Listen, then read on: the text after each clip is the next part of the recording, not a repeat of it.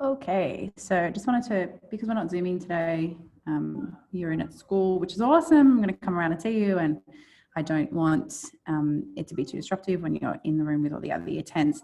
I'm just going to make a quick video to quickly, much faster than we did last time on the Zoom, go through this scene again so you can repeat the process that we went through yesterday with Romeo. So this is the scene we're looking at, and keeping in mind this little pyramid that we've spoken about. We can anticipate, right, that Act 5, Scene 3, in fact, it's the final scene of the play, so we're here, and keeping in mind what we know about tragic structures, the idea of this being the complete unraveling of the characters. So here we've got this lovely little word here, dies.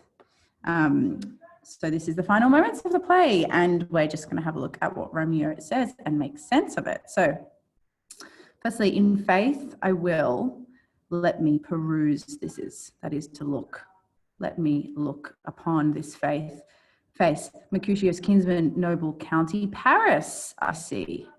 Who said, my man, when my betrothed soul did not attend him as we rode? I think he told me Paris should have married Juliet. Said he not so, or did I dream it so? Or am I mad hearing him talk of Juliet to think it was so? Oh, give me thy hand, one writ me in Sal Misfortune's book. I'll bury thee in a triumphant grave. So Romeo is faced with a bit of a fight and a squabble. It's Paris who fights him, and he's unsure of who it is that he's even fighting at this point, but he's so distraught that, accidentally killed you. So he accidentally kills, and accidentally, you can liberally interpret it as an accident. It's sort of a hot-blooded kill. It's not like this, planned murder. It's like him just acting rashly.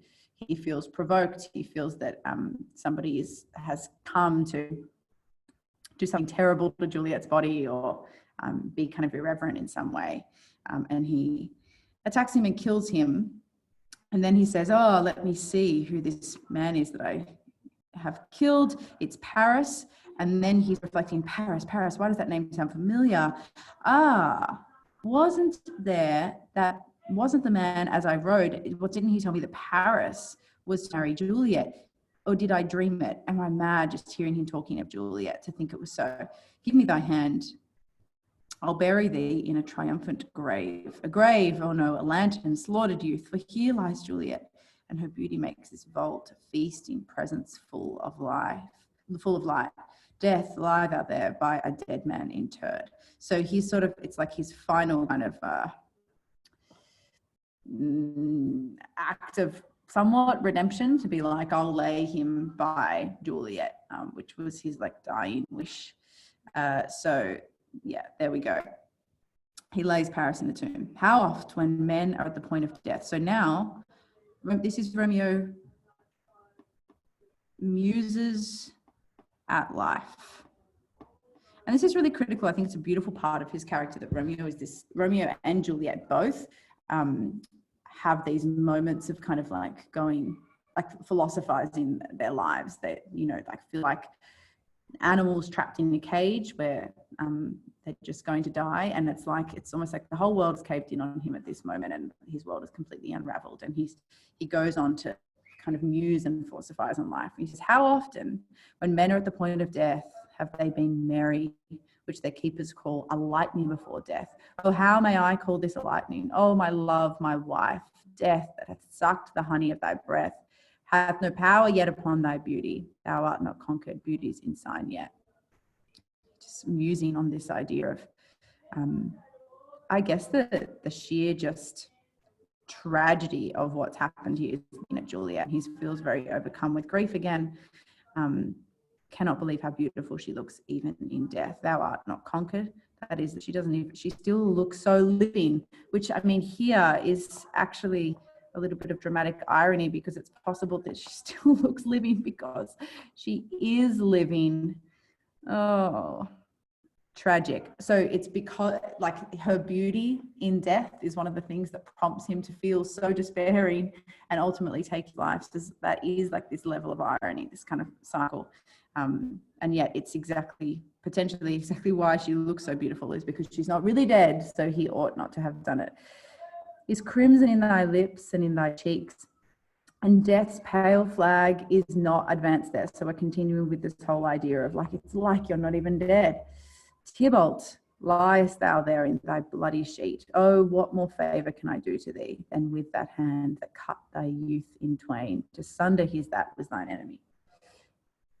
Forgive me, cousin. So here, it's sort of, again, Shakespeare's giving Romeo this opportunity to like tie up his own loose ends. Like, as he walks very rapidly towards death at this point, like in the story, we get this sense of things being tied up and a resolution coming to it. So we hear his repentant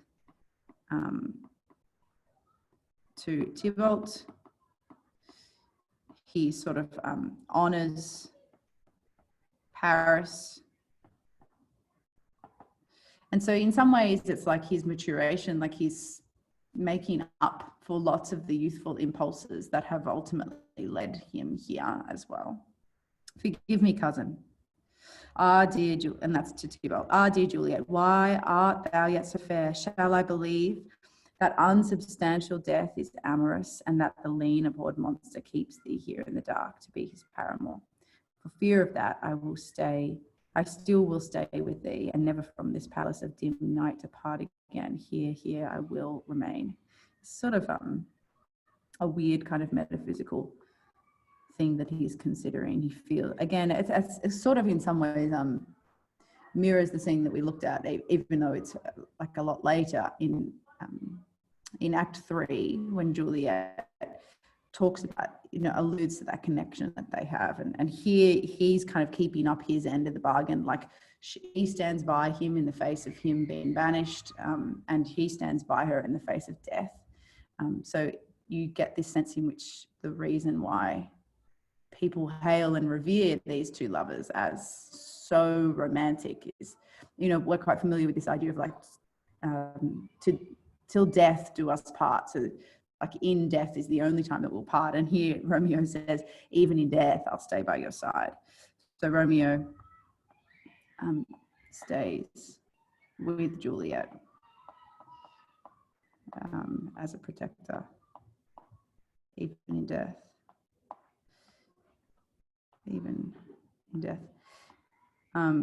I think that this is significant too. Like, every time that Romeo touches on these little like metaphysical, I'm drawing stars here just to symbolize the kind of like, the spiritual realm and the metaphysical realm. I think it's significant because of this theme that we're going to learn about next week. It's significant in light of the fact that he's so destined to die. So when he alludes to stars or fate or demons or monsters or any kind of invisible being that's laying a trap for he and Juliet, he's actually in some ways like becoming very like he's very meta, like he's referring to his own place in the story of life and the play and place in the play. For fear of that, I will stay with thee, never from this palace of dim night depart again. Here I will remain. And again, we get this sense of foreshadowing that he is about to commit suicide. With worms that are thy chambermaids, oh, here will I set up my everlasting rest. This is like his declaration of both. It's like his conviction of love is his suicide letter. This is exactly why he's done it. And shake the yoke of inauspicious stars. Again, this it's the irony here as well, is that the stars refers to kind of fate, destiny, this metaphysical realm ruling over him, and shaking the yoke is to is to take off, to shake something. If you're, when you say shake it off, it means like to get rid of it. And the yoke is the entrapment. I mean, yoke is like an old tool that was used to fasten oxen to each other for traveling and taking goods together. So, I mean, that's a biblical term too. If you say you're yoked to something, then it means that you're tied and connected to it. So he's really saying here, by dying, I'm going to shake off, like I'm going to take off the trap that destiny has put to me. But I mean, obviously the dramatic irony there is that in doing so, he fulfills his destiny. So it's like he feels that the world, he feels that fate and the universe is trying to pull him apart from Juliet. And so he goes, by staying with you, by dying, I'm going to get rid of that, and I'm going to, make my own path, which is to be with you forever, my true love. And yet in doing so, he's really actually fulfilling his destiny to die, which we've heard about. I mean, it's destined in the prologue, right? Like a pair of star-crossed lovers take their life. And so that idea of star-crossed, that's where we get that idea. So dramatic irony, because really he's destined to die, but he doesn't realize. Okay. From this world, wearied flesh, eyes. Oh, this is a beautiful part. Eyes, look your last. Arms, take your last embrace. And usually when this is played out on stage, they're not just read so plainly as that. It's eyes, look your last. Arms, take your last embrace. And he embraces her. And lips, oh, you, the doors of breath, seal with a righteous kiss, a dateless bargain to engrossing death. Come, bitter conduct, come, unsavory guide, thou desperate pilot.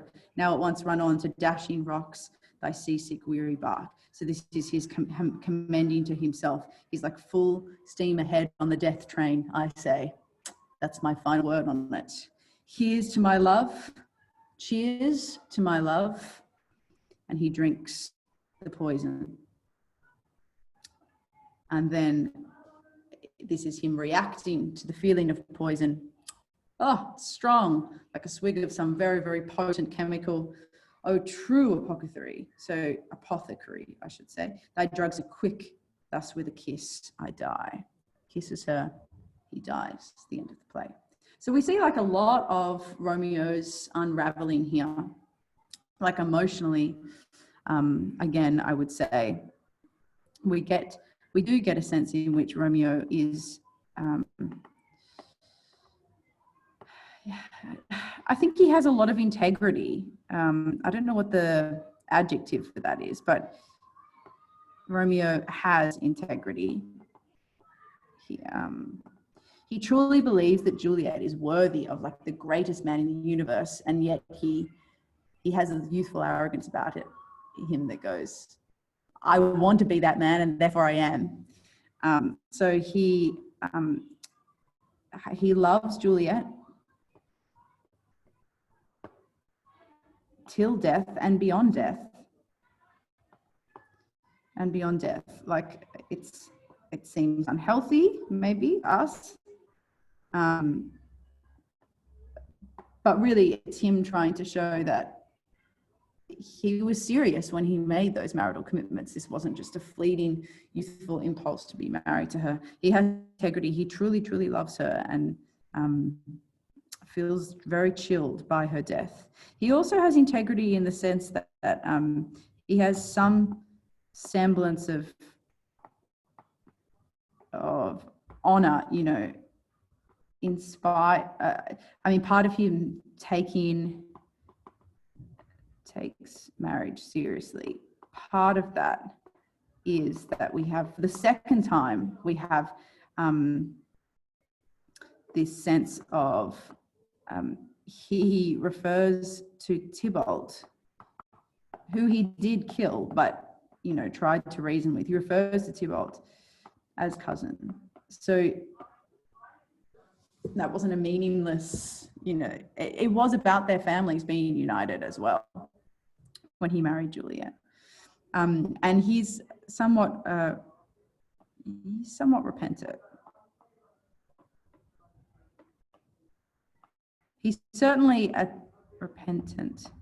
he certainly mourns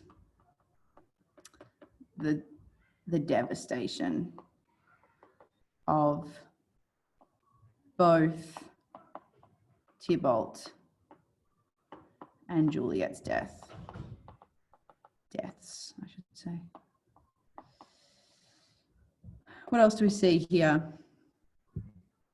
Gosh, he's poetic. In some ways, I find his language denser than Juliet's. Juliet still has like this beautiful lilting poetic way of wording it, but Romeo's, it all just seems also over the top, so romantic, you know, capital R romantic. He's so poetic. He really leans into every emotion. I just love this. Eyes look your last, arms take your last embrace. Come, bitter conduct, come unsavory guide. Like he's like, you know, if we would allude back to that devil and angel thing on the shoulder, he's like, devil, take the wheel. Like that's what he's saying. He's like, my body repels the idea of killing myself, obviously. Like it's like my human instinct to promote my own survival. And yet he's like, come spirit, come somebody, like possess me to do this thing that I abhor, which is to take my own life. Yeah. Fly the plane, steer me into the dashing rocks, destroy me, like that's his kind of like cry and lament here. Here's to my love. So we do get this sense of that. I mean, you could refer to any of this to talk about he's a true romantic, really. All of the language is extremely poetic and emotive. And I guess this is significant in light of, you know, when I gave you the video on the 5-act structure, we looked at another example of an Act 5 monologue, which is Macbeth kind of at the end of his tether, and he's just found out that his wife has died. So this is like a similar situation. And Macbeth's response is just this very emotionally numb response. Like he's like, all of life is meaningless. You know, as you say, it's a play written by fools, you know, full of sound and fury signifying nothing. Like everything is meaningless. And Romeo is like the opposite of that. He's like, everything is meaningful, and this last act is a declaration of my love. Here's to my love. Eyes look their last. Like everything is still, he's still clutching at meaning and love in his final moment. So some people play this scene so that Romeo is, you know, some people play it where Romeo really dies. He dies. And some people play it so that he's in the process of dying. This is worse. And Juliet wakes up and sees him dying. And in his eyes, he can respond, and he sees, so that his last moments are like panic of what have I done, which is horrifying. Anyway, they're just little spins on it. So basically you've got to do the same task as what you did for Juliet. You've got this scene to work with, plus you've got the article that you read yesterday, which has both Romeo and Juliet in it. And so you should actually have 2 paragraphs that you're writing. One, to choose 2 qualities about Juliet that you're going to justify and say, Juliet shows these character traits in these 2 scenes. And you're going to do the same thing for Romeo. Romeo is revealed to have a lot of integrity, and revealed to be incredibly romantic, whatever it is. And using the passage from yesterday as well. That's the activity for today. So even though we're not Zooming, you're watching this video, you're getting these instructions, and then you're working on 2 handwritten in your book paragraphs, basically, to analyze the characters of Romeo and Juliet across 2 scenes. But the balcony scene for both of them, and then Juliet from Act 3 and Romeo from Act 5.